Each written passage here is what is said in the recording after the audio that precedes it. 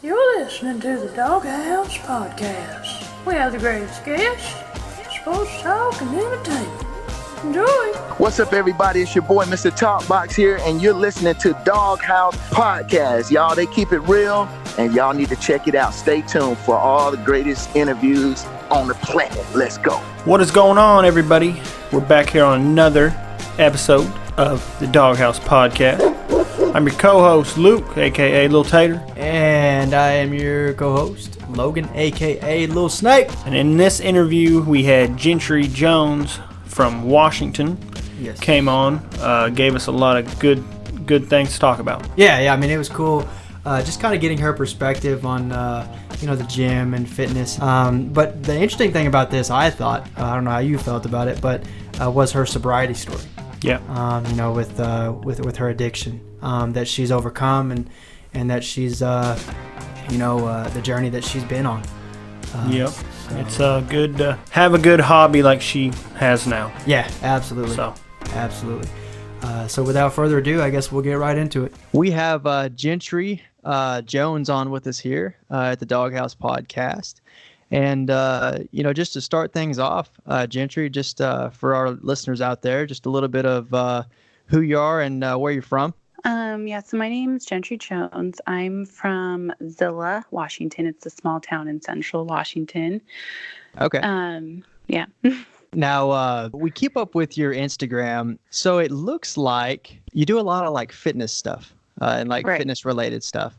Mhm. Could you just kind of elaborate on some of the, fitness, diet and exercise, stuff like that you got going on right now? Sure. So just for like my own hobby, I've always liked exercising.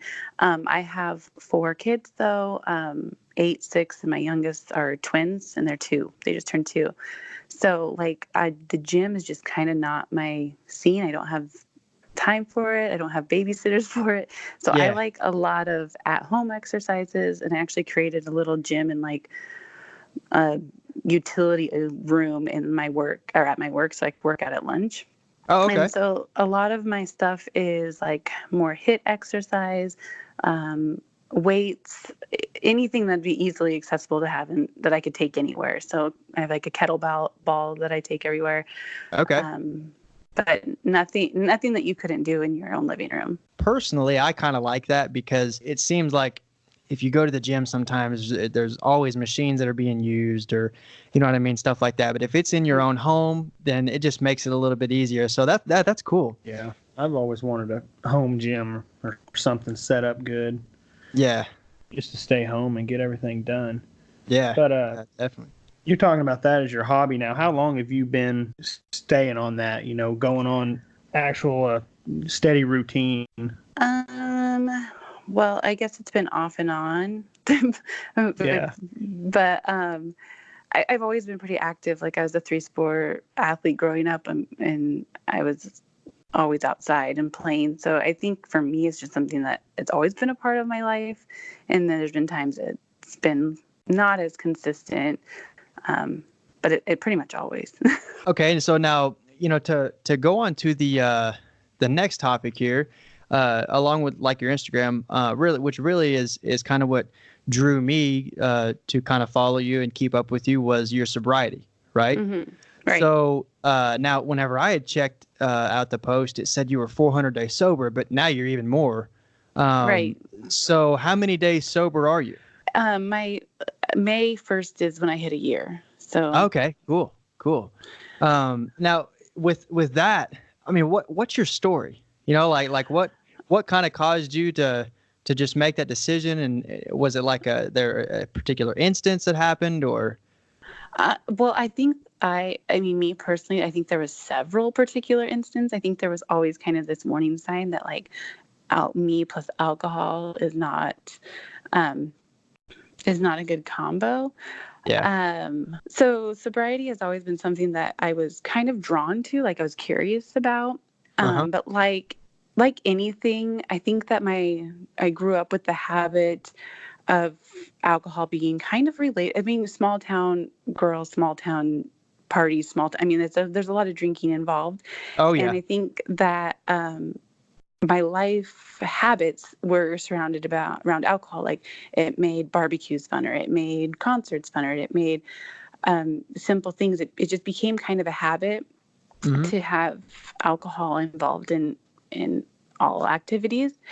I think, though, that it kind of came to a point, though, where I wasn't just using it to have fun. It was kind of became a habit to check out. You know, Snake, we're always looking for music for our podcast. And what better company to use than Huddy Productions? All of his beats are made from scratch, and they sound amazing. If you're an artist looking for someone to work with, or if you're like us and just want to buy instrumentals for your podcast, you have to use Huddy Productions.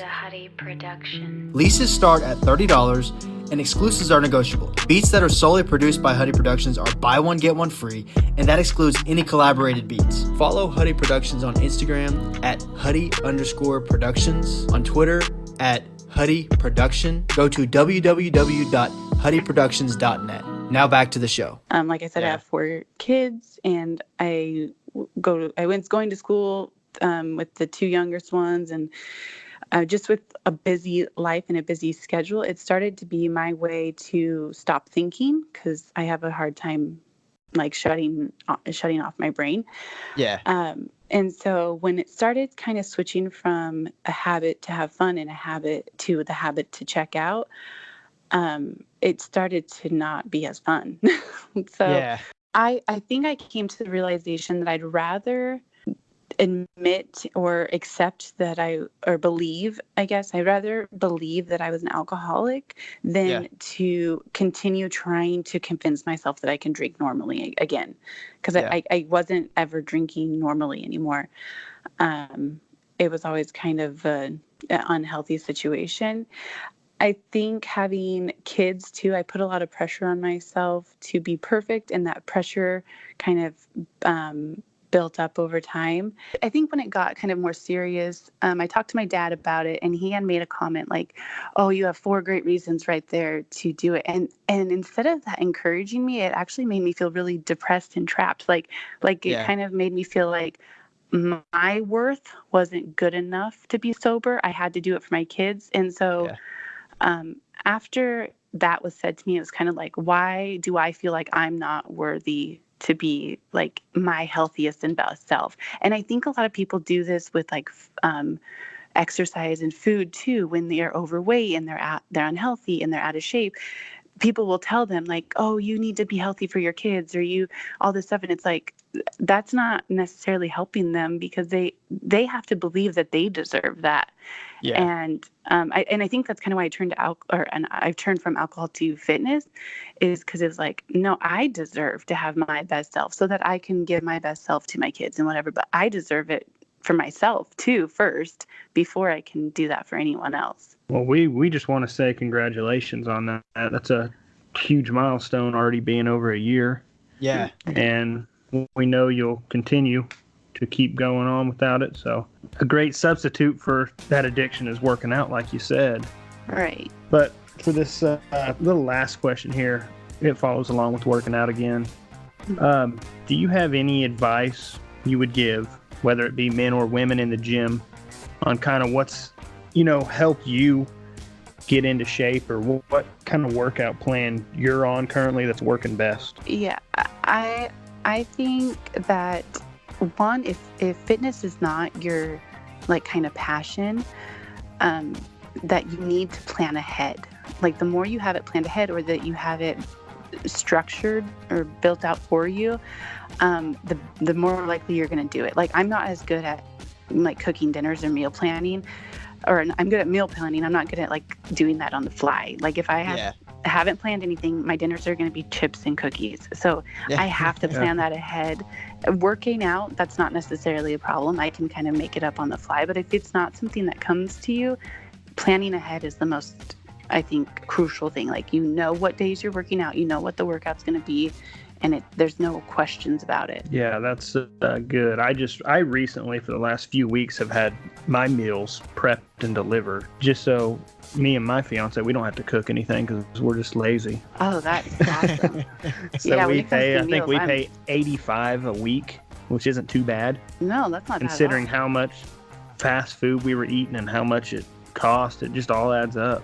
Yeah. Mhm. Oh yeah. Well, Gentry, we thank you for coming on, and we just felt like having you on the show would have really brought a lot of value to all of our listeners. With that maybe are dealing with sobriety or trying to become sober and trying to incorporate some fitness with it and maybe some diet and exercise. But we just felt like having you on would really give a lot of value to our listeners, and we want to say thank you for coming on. Yeah, thanks for having me. And congratulations on your sobriety. And it's got to be hard. It's got to be such a hard thing to do, especially in the first few months, years, I would imagine. But we just want to say congratulations and thank you for coming on with us. All right. Yeah, thank you.